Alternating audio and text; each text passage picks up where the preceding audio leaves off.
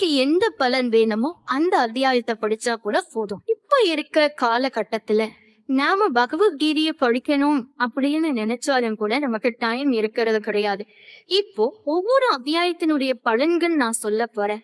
எந்த அத்தியாயத்தினுடைய பலன் உங்களுக்கு தேவைப்படுதோ அந்த அத்தியாயத்துல இருக்கிற சில முக்கியமான ஸ்லோகங்கள் படிச்சா கூட போதும். அதாவது ஒரு பேப்பர்ல எழுதி வச்சுக்கிட்டு டெய்லி அந்த அத்தியாயத்துல இருக்கிற முக்கியமான ஸ்லோகங்களை படிக்கலாம். ஒரு முறை லக்ஷ்மி தேவி பகவான் விஷ்ணு கிட்ட கேட்குறாங்க, அனைத்தையும் கட்டுப்படுத்துபவர் நீங்களே.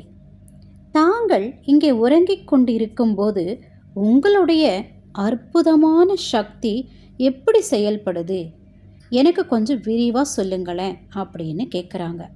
அதுக்கு பகவான் விஷ்ணு, எனது அருமை லக்ஷ்மியே, ஒருவன் பிறப்பு இறப்பு பிடியிலிருந்து விடுபட்டு எப்படி என்னுடைய பரந்தாமத்தை வந்தடைகிற வழியையும் என்னுடைய அளவில்லா இந்த அற்புத சக்தியை தெரிஞ்சுக்கணும்னு நினைக்கிறவனுக்கு அந்த ஞானத்தை நான் பகவத்கீதையிலேயே முழுமையாக சொல்லியிருக்கேன் அப்படின்னு சொல்கிறாரு.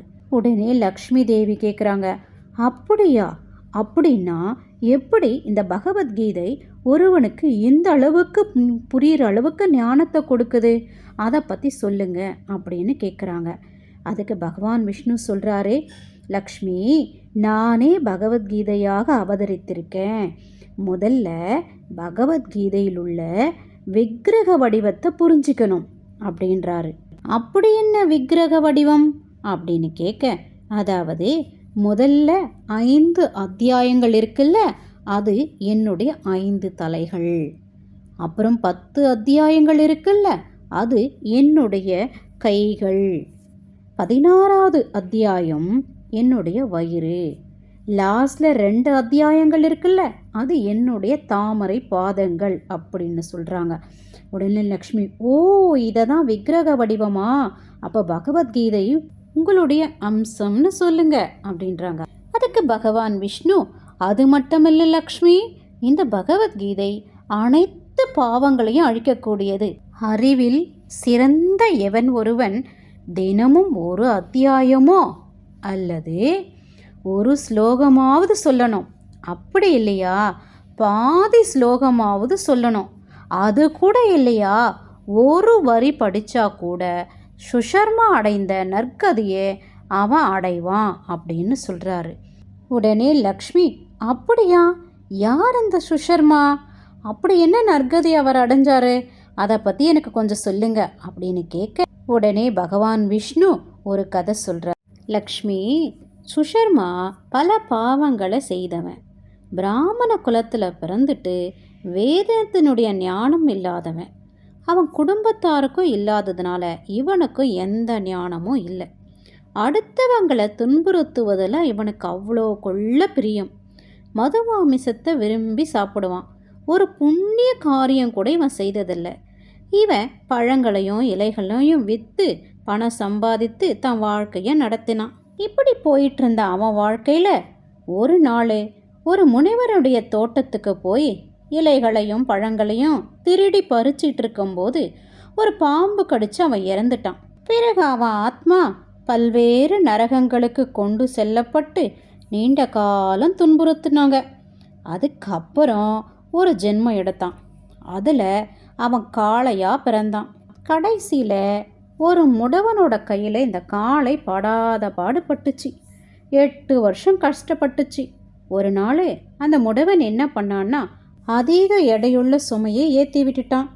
அந்த காளையால் அந்த சுமையை ஏற்றிக்கிட்டு வேகமாக நடக்க முடியாமல் சுயநினைவே இழந்துச்சு. இப்படி கீழே விழுந்த இந்த காளையை பார்த்த மக்கள் கூட்டமாக கூடிட்டாங்க.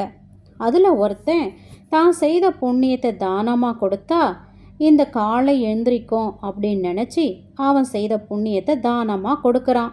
இதை பார்த்த மற்றவங்களும் தங்களுடைய சில புண்ணியத்தை தானமாக கொடுக்குறாங்க. அந்த கூட்டத்தில் ஒரு விலை மாதும் இருந்தாங்க. அவளும் கடவுள்கிட்ட வேண்டுறாங்க, கடவுளே, நான் ஏதாவது புண்ணியம் செய்திருக்கிறேனா இல்லையான்னு கூட எனக்கு தெரியல. அப்படி நான் ஏதாவது செய்திருந்தா அந்த புண்ணியத்தினுடைய பலன் இந்த காளைக்கு போய் சேரட்டும் சாமின்னு சொல்லி தானம் செய்கிறா. ஆனாலும் அந்த காளை இறந்துடுச்சு. பிறகு அந்த காளையினுடைய ஆத்மா யமனிடத்துக்கு போய் சேர்ந்துச்சு.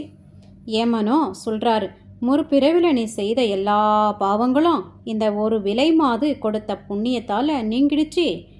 நீ இப்போ புண்ணிய லோகத்துக்கு போகலான்னு சொல்லி அனுப்பிட்டார்.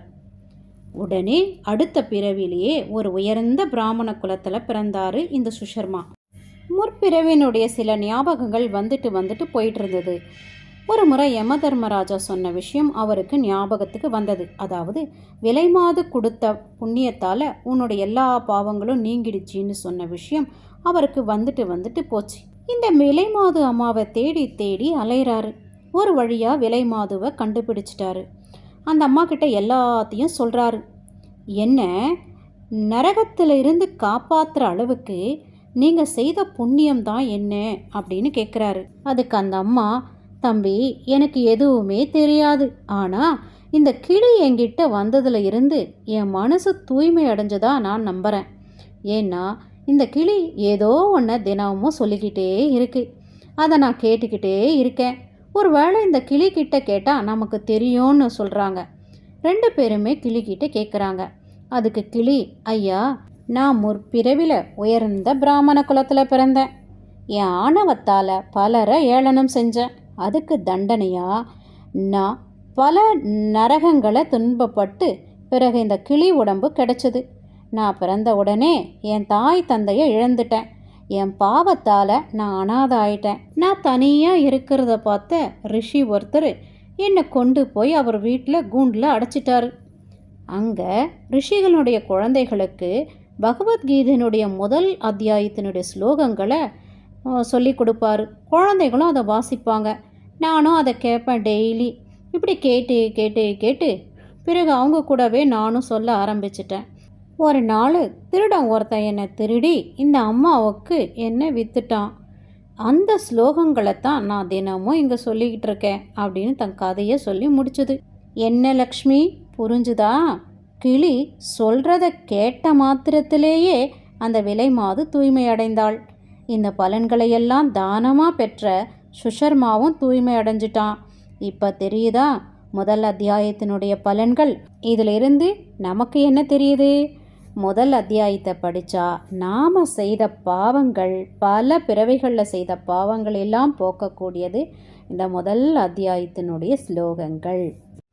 ஆக நண்பர்களே, முதல் அத்தியாயத்தில் 2 ஸ்லோகங்கள் மிக மிக முக்கியமான ஸ்லோகங்கள். அது படித்தாவே போதும். நம்மளுடைய பாவங்கள் தீரணும்னா இந்த 2 ஸ்லோகங்கள் டெய்லி படித்தா போதும். ஓம் ஸ்ரீ பரமாத்மனே நமஹ. திருதராஷ்டிர உவாச்ச தர்மக்ஷேத்ரே குருக்ஷேத்ரே சமவேதாயுயுத்சவः